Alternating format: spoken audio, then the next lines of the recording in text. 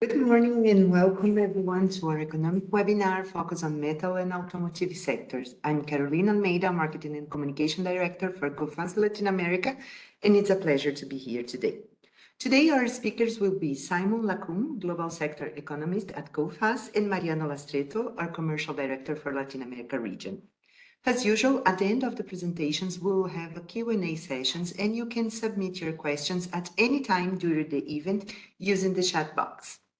The presentation will be made in English, but if you prefer to listen it in Spanish or Portuguese, you can enable simultaneous translations by clicking on the globe icon at the left bottom of the screen and selecting your desired language. I would like to thank you all of you for being here today, and I hope this webinar will be a nice and insightful experience for everyone. And to kick off our section today, I will now hand over to Mariano Lastreto. Welcome, Mariano, and the floor is yours. Thank you, Carol. Hi to everyone. Welcome to our webinar. So first of all, I would like to thank you again for taking the time and being here today with us. It's a real pleasure for us to hold this type of events and share a little bit of our knowledge and expertise with our clients and with companies within this sector today linked to the automotive and metal sector. I imagine that many of you already know us and you know what we do and the solutions that we can give us, but we also expect that some of you don't. So to begin with, we will start and we do a briefly introduction about who are we and the main solutions that we can offer to our clients in this context of quite complex and with uncertainty. So first of all, a little bit of our history. COFAS was created in 1946. At the beginning, it was a state-owned company in France. It was created after the Second World War. Why? To support companies to do business, to recover the economy in this period of time. So nowadays, after 75 years, we are here to do the same, to support business between companies. We are nowadays a publicly listed company, one of the world leaders in our sectors. Our leitmotif is for trade.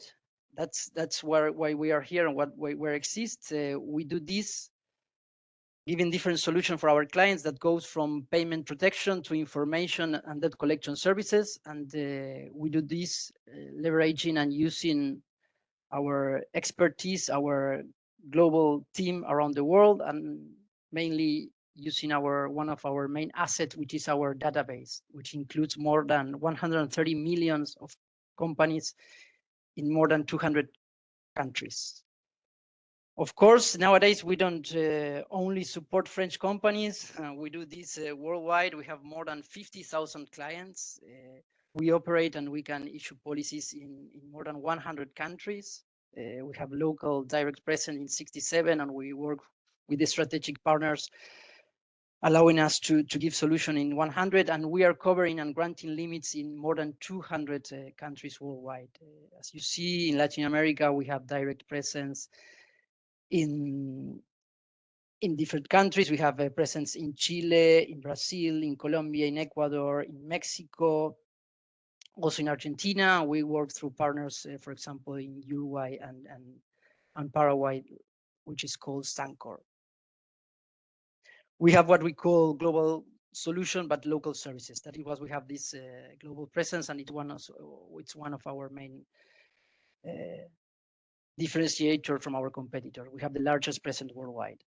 How do we support our clients with the different areas of expertise? Credit insurance is our core business. 90% of our revenues are coming from credit insurance, but we are also providing information solution. This is a business that it's growing. Nowadays, we know that information is the new oil in this digital age. We also support companies through debt collections for non-insured companies. We also do single risk solutions, bonding, factoring in some countries of Europe mainly. So let's talk a a little bit about what is credit insurance. For those that you don't know, it's quite a specific insurance. If you search in a dictionary or you go on a web, you will find a definition which is pretty much similar to the one that you will find in the slide. It's an effective tool for risk management, which enable a company to protect its trade receivables against the risk of customer non-payment. So first of all, it's an effective tool. We will help you to do what? To manage risk. Which kind of risk? The risk of non-payment. And how do we do that? By protecting your trade receivables. But actually, it's much more than that. And if you go to the next slide, you will see that you will not only benefiting by transferring your risk or non-payment to a third party, which in this case is COFAS, but you will be also benefiting to prevent the losses.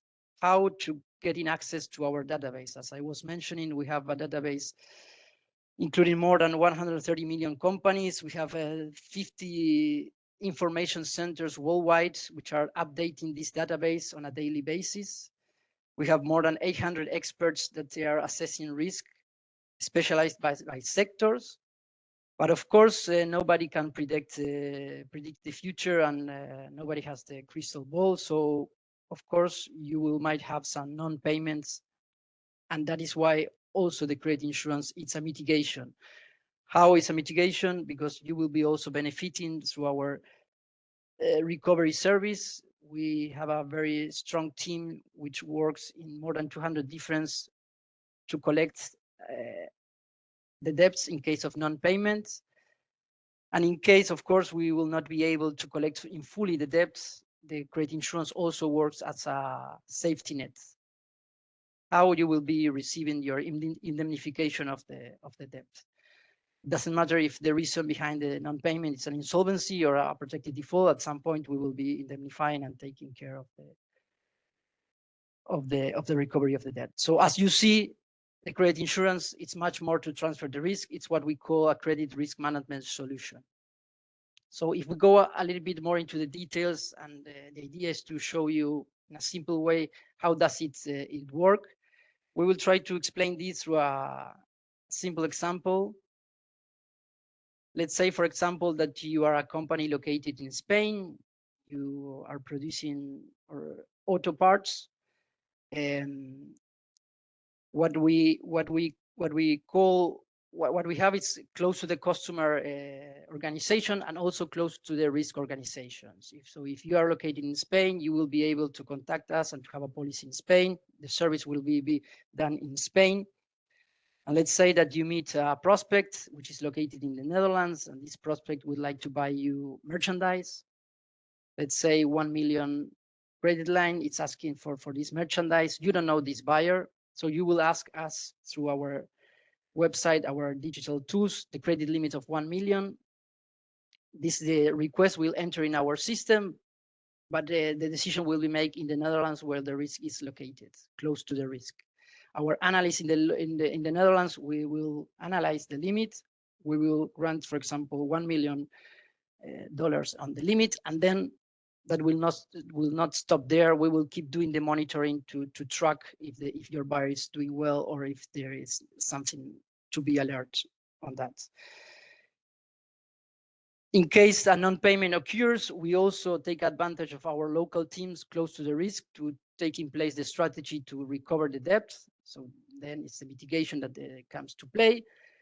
And of course, if we are not able to recover in full the debts, we will be indemnifying where locally you are in Spain. So you will receive your indemnification in Spain where you're located. Usually, we have what we call co-insurance. We indemnify around 90% of the total debt. So as you see here is a simple example of how you can use credit insurance to prevent, to have the safety net on the recovery, and the safety net finally on the indemnification.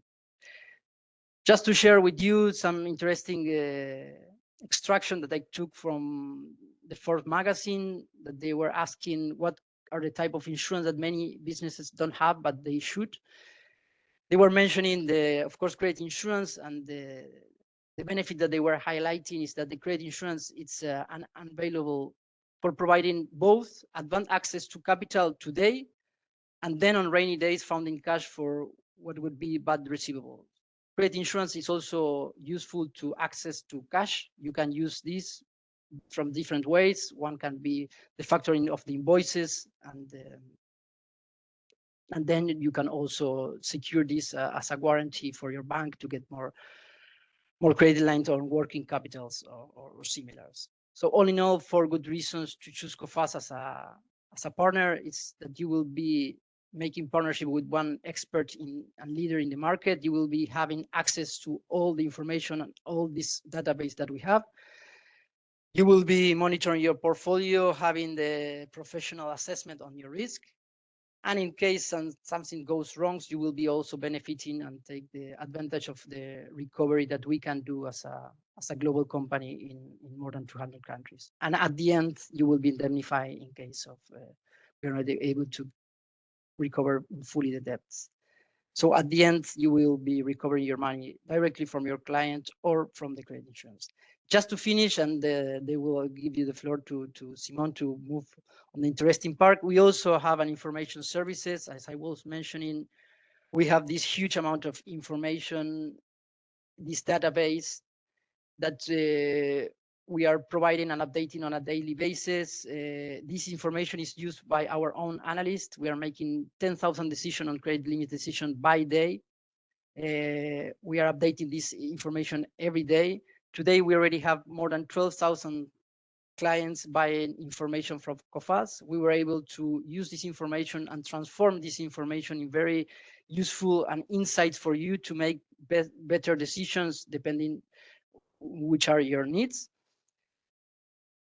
So depending on your needs, if we go to the next slide, we will have a solution. If you are trying to define which is your best business strategy, or if you're trying to define which is your best supplier, or if you just want to check the status of your portfolio and do a monitoring, or you just want to anticipate what is going on, we have these different products that you will be able to get from our digital platform that's called Icon.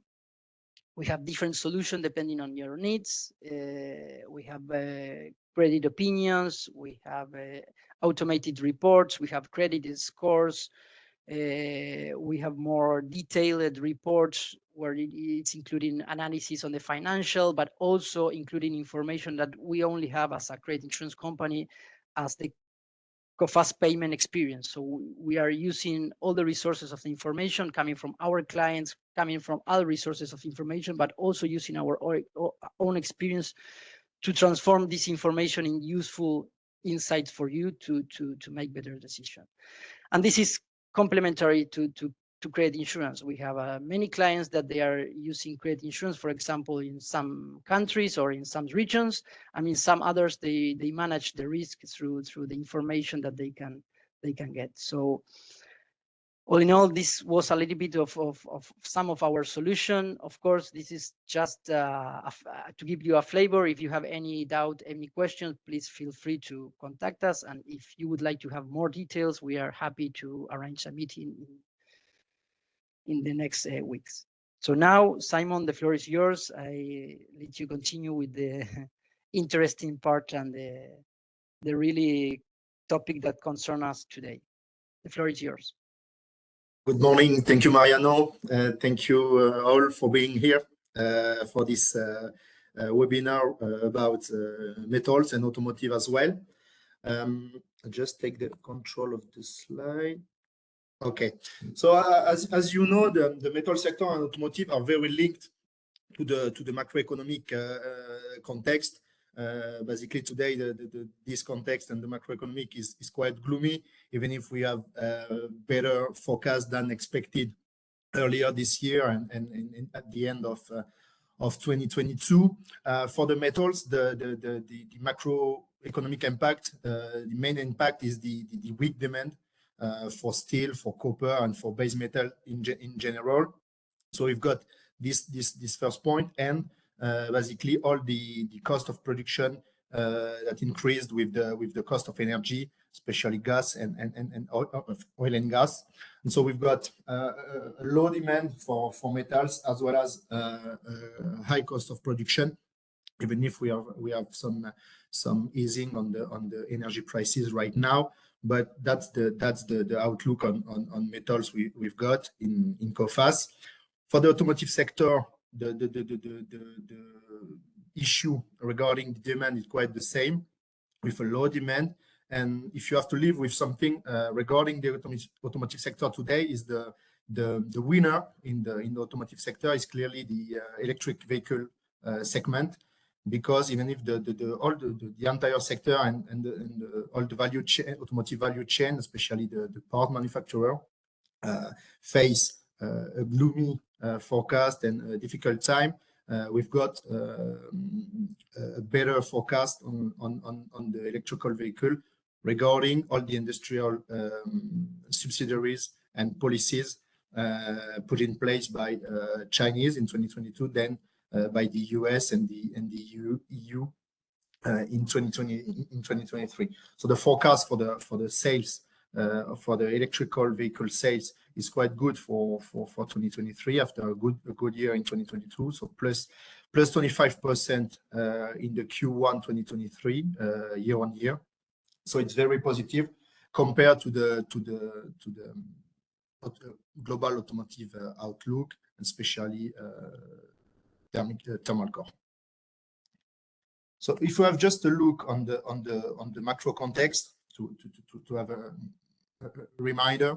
So today our macro outlook is quite the same than in 2022. So we face a stagflation context with a low growth and a high inflation. You can see that in 2023 our forecast is around 2%, 2.2% for the global growth, mainly driven by Chinese and emerging country, even if Chinese is on a low trend, on a low growth trend compared to the historic one. And the emerging countries are more resilient than developed countries. So basically, the most affected countries by low growth and inflation are the US and the Euro. If we have a look on the charts on the right, we can see that the worst case is the UK, with a recession perspective for 2023, whereas all the other countries will have growth, quick growth, but growth anyway. And the Chinese, just to have a look on the Chinese, our forecast at the beginning of the year at COFAS, we forecast about 4.4% of growth in China, below the consensus, because the consensus forecast around 6%, and so we are quite close to the reality today. And so we've been more pessimistic at the beginning of the year regarding the Chinese recovery, and we've been right, because the real growth today give us the proof of that. If we have a look now on the Latin America macroeconomic outlook, so the growth is quite gloomy in Latin America, driven by negative growth in Argentina, negative growth or recession in Argentina, negative growth in Chile, whereas the Brazil, Colombia, and Mexico are around 1%. So a low growth, but a growth anyway. So this low growth in Latin America can be explained by the gap, the lag impact of the monetary policy from the central bank that impact the 2023 growth forecast, whereas in the US or in the Europe we've been a bit earlier in this impact. So we've got a gloomy outlook for the end of 2022 and not on the 2023. Okay. Regarding the commodities, because I told you about the energy prices impact on the metal and automotive sector, we face now some easing in the energy prices, especially gas in Europe and Brent worldwide. but the volatility is still here because maybe you have seen in newspaper that OPEC is playing some game with the production and the Brent production, so we can expect a high volatility in energy price, especially for Brent, as well as natural gas. And so our forecast on the right chart, our forecast is that the price of natural gas will rebound in 2023, even if it's at low level compared to the peak in 2022. The level is still high if we compare to the historical trend, around 25 euro the megawatt hour, whereas now is around 50. The industrial metals and agricultural commodity are being high because of the cost of production with inputs and the low demand as well. One of the driver of the global growth was China in the past years, but the recovery of China is quite overdue, and we are waiting for a recovery that we don't see so far, or it's more gradual than what the consensus expected. Sorry. And so you can see here the consumer confidence in China is very, very low, as well as the savings and the willingness of saving. Sorry, there's something. It's not save, it's save. So the savings from Chinese household is quite high. So the confidence from consumer is not very good in China. So it impacts very cyclical sectors. So the construction, first one.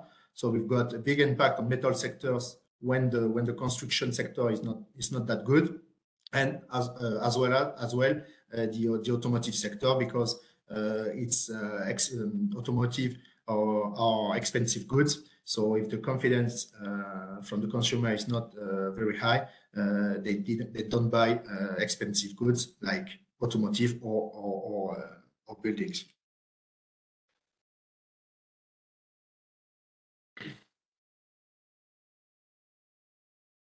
If you have now a look on the metals, the best index we have on the metal trends to understand and to forecast how it will look in the coming months. We have copper, and so as you can see here, the copper price have been decreasing in the last months since early 2023, whereas it was stabilizing around 8,500 USD per ton. So it's basically the forecast for the 2020, the average price forecast for the 2023. Sorry, but in the last months, especially in April, the price decreased very strongly, and so now we are below the 8,000 USD per ton. It's a symbolic level. So it shows us two things: that the demand is not back to the pre-pandemic level, and the energy transition needs and demand are not here yet, because the demand is low and the offer is quite above the demand, so the price are decreasing right now. So it shows that the recovery, and especially the Chinese one, is not stronger than expected by the consensus in the beginning of 2023, and so it's there is a lag in the Chinese recovery and in the global growth recovery for 2023. It shows as well the high volatility of the commodities, and especially the metals commodities. But you can see on the next slide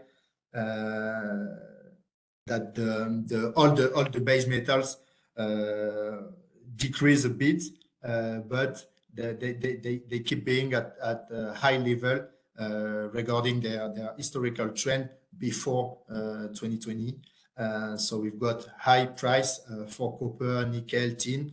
All these metal are linked to the heavy industry first and the energy transition as well.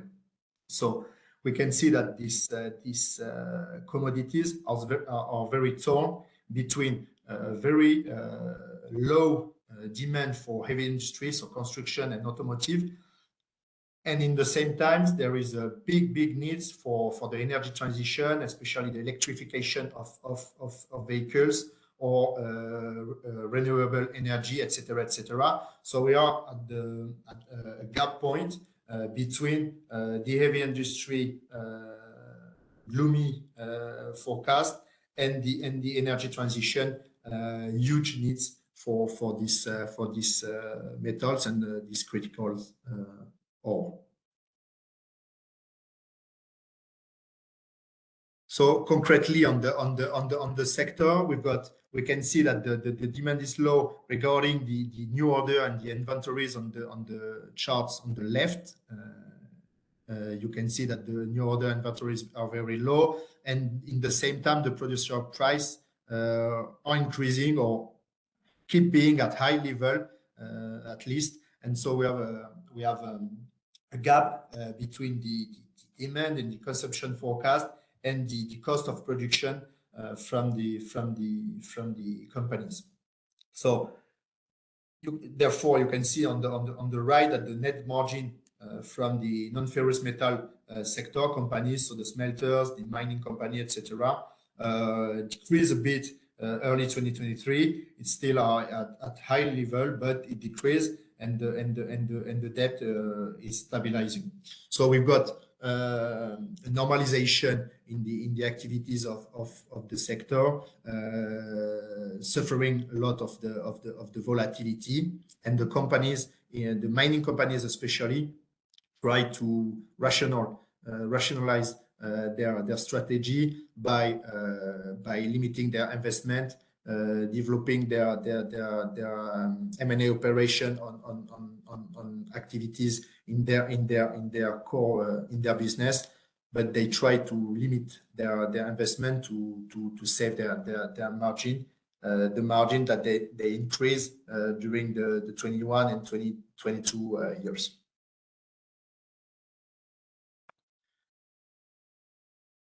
If we have just a look on the steel market, that it's very linked to the heavy industry and not that much on the energy transition, less than copper, for example. So the steel market is a good index for the construction, regarding the construction sector and the automotive sector as well. And you can see that the price rebound, but are quite low compared to the past year, and we can forecast a low price, or at least a gloomy forecast for the steel segment. If we have a look on the iron ore and coke price, that they are the two main inputs for the steel making industry, and the price is very low. So we can expect a gloomy forecast for the steel industry in the second semester of 2023 at least. And it's very in the same line that the Chinese recovery difficulties regarding the construction and the consumer confidence for the future.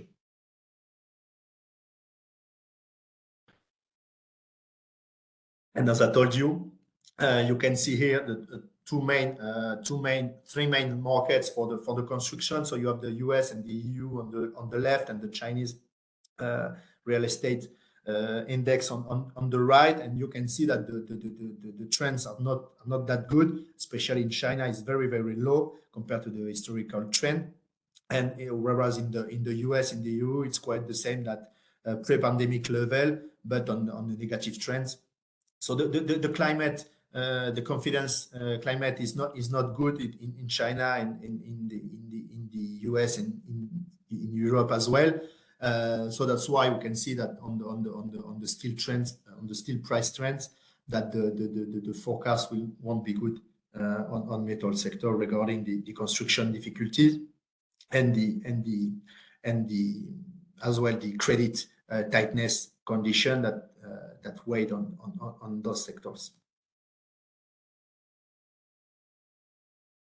If we have a look now on automotive, so first, same that the construction sector, the confidence from consumer is not good, and it impacts the demand and the sales for sure.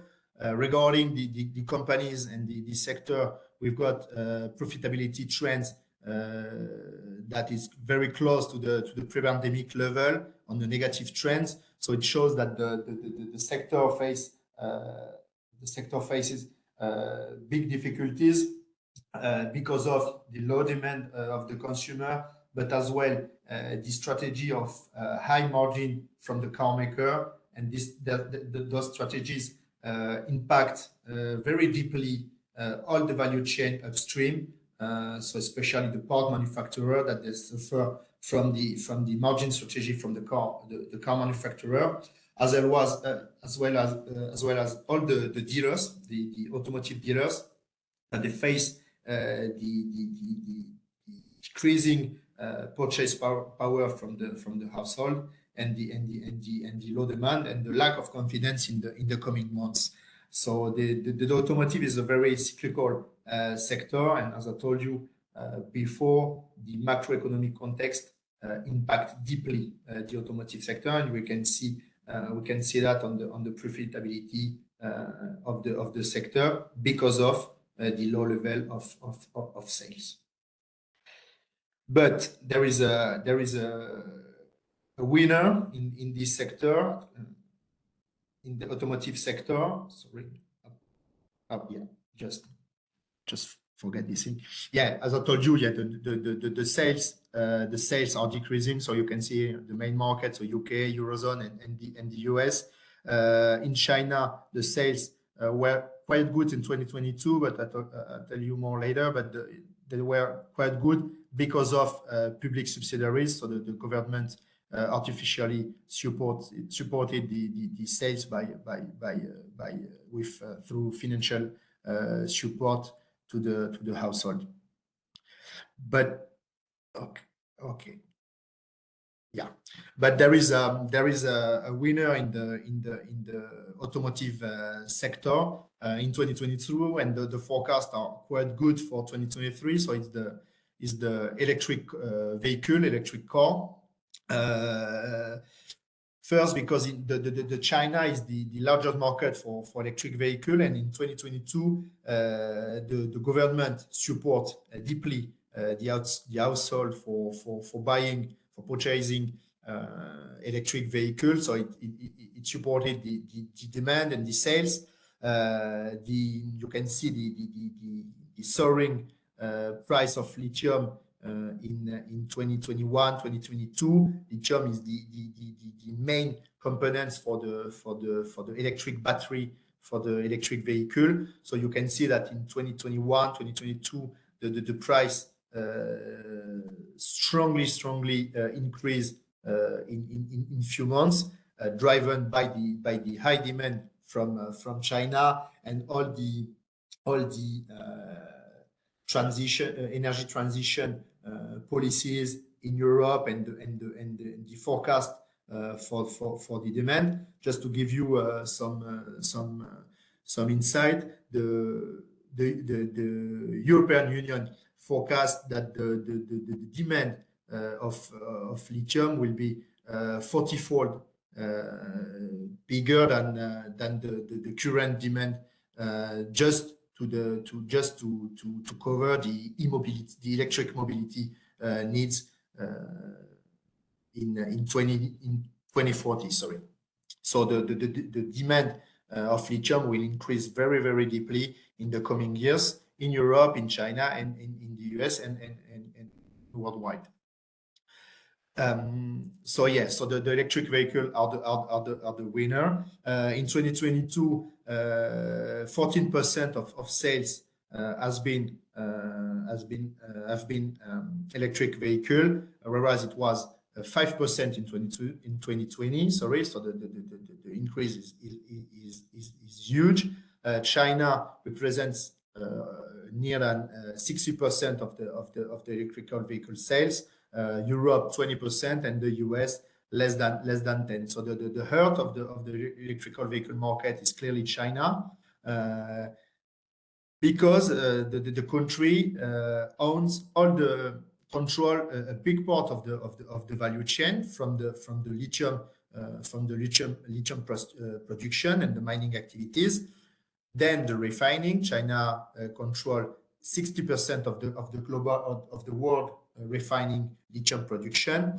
Then all the battery manufacturing with around 70% of the world production regarding the component and the entire battery. And the forecasts are quite good for 2023, with 14 billions of units of electrical vehicle for 2023. So it's 4 million more than last year. And even in the first quarter of 2023, the growth of electric vehicle sales has been 25% year on year. So the electrical vehicle segment is a winner in the automotive sector, even if the outlook for the global sector is quite gloomy.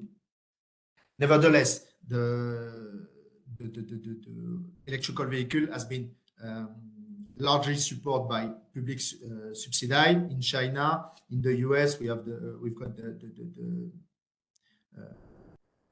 Inflation Reduction Act, and in Europe we've got some similar policy that support the battery manufacturing industry, the electrical vehicle purchasing. So we cannot split the electrical vehicle success from the public support and public subsidy. And if we remember that the macroeconomic outlook is not that good for 2023, even if the electric vehicle segment is a winner, I think the forecast won't be as positive as the consensus forecast now, because of the public subsidy could be slower than expected. And even in China, the government cut off a part of the financial support for the households for purchasing electrical vehicles. So even in China, where the electrical vehicle is the heart of the industrial transition and the heart of the R&D and industry of tomorrow, the government is slowing down its support because of the macroeconomic gloomy outlook.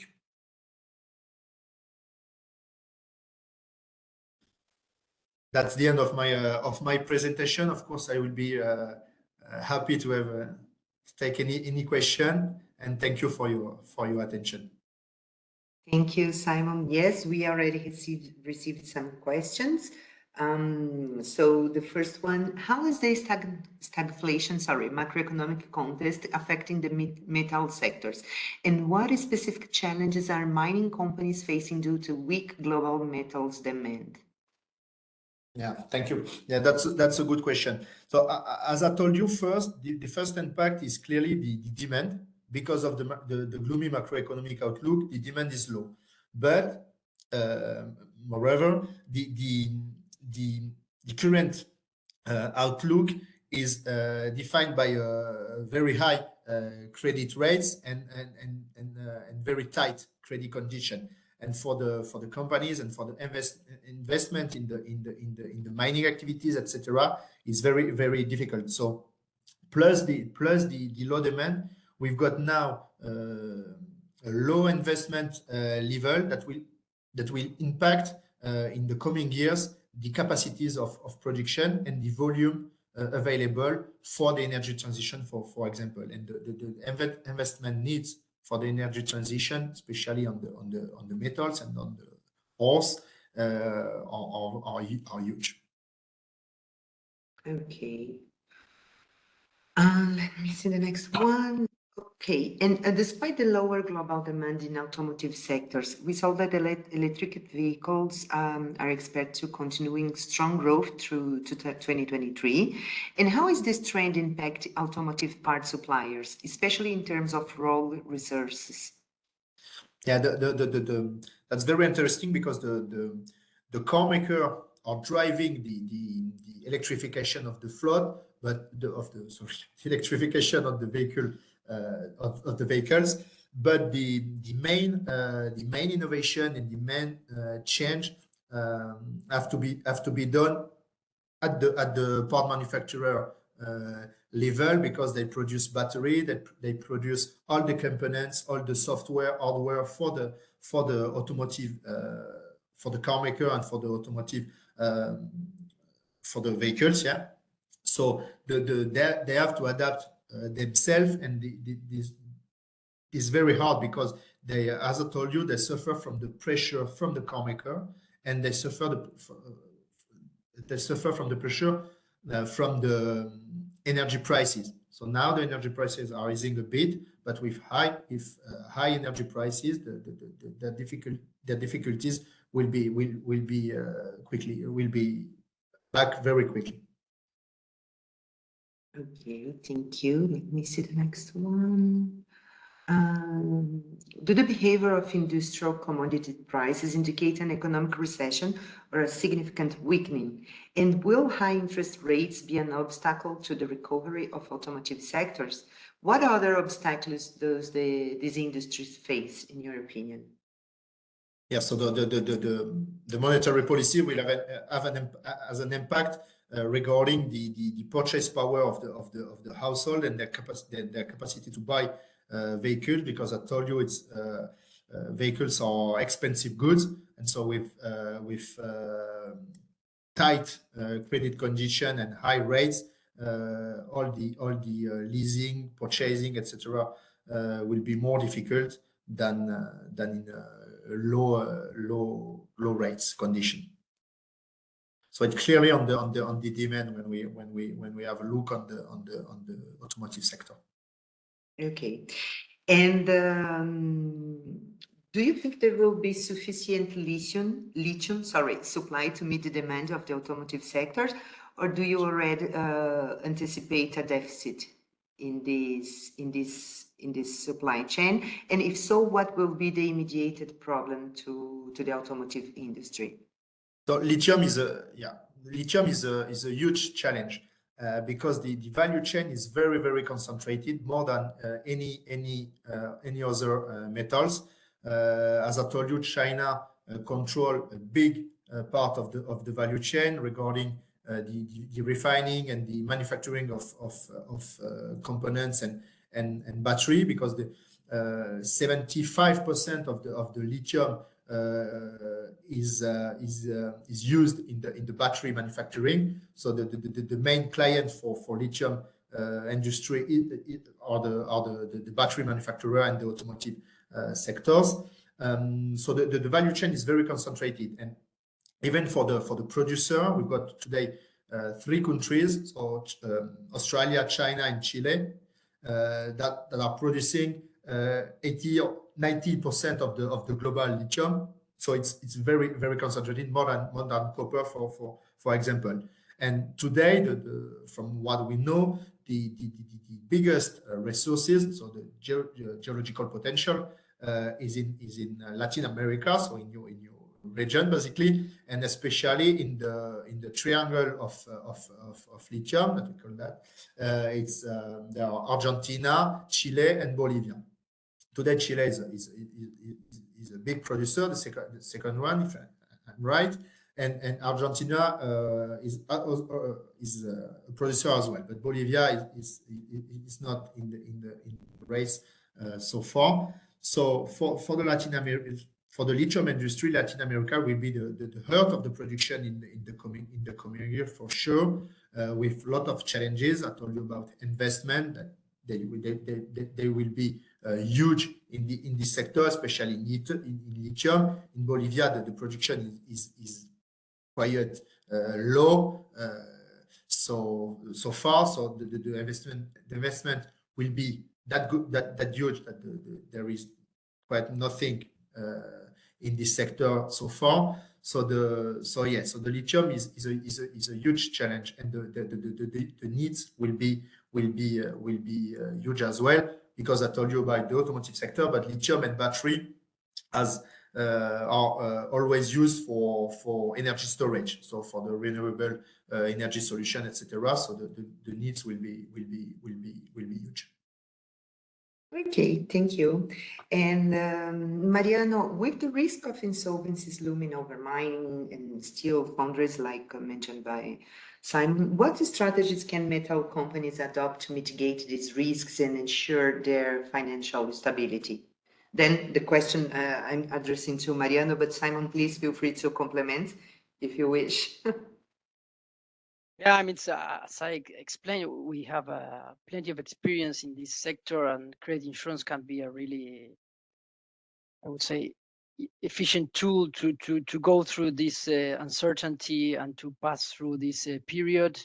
You can use credit insurance also to get into new markets, and we have in COFAS, I would say in our top 10 clients, we have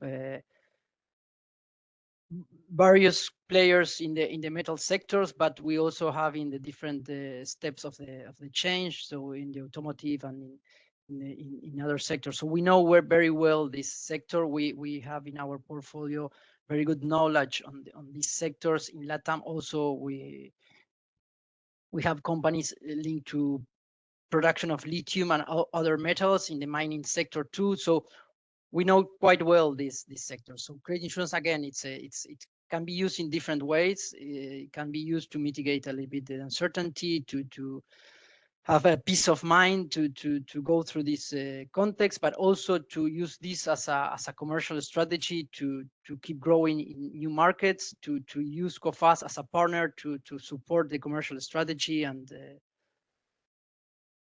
to mitigate this strategy with the confidence that you will be insured. Simon, I don't know if you want to add. Yeah, just on the automotive sector, just to add something, the electrification of the vehicles and the change regarding this electrification increase the volatility on the restructuration of the value chain, because there are part manufacturers that they cannot adapt quick enough their structures, so they face difficulties, and in the same times new company or new challenger emerge from this specific segment. So we observe that a quick restructuration in the automotive value chain, especially in between Asia and Europe. Okay. Well, we do have two more questions, but it's really specific questions on countries on Latin America. So for those who send those questions, I will be answering by email, okay? I don't know if anyone has any other questions. If not, we are done here. And I would like to thank you very much, Simon, for being with us today. Mariano, thank you for your presence, and thank you everyone for participating of our webinar. Have all a good day. Thank you. Thank you, Mariano. Bye-bye. Thank you. Bye-bye. Have a nice day. Bye-bye. Bye-bye.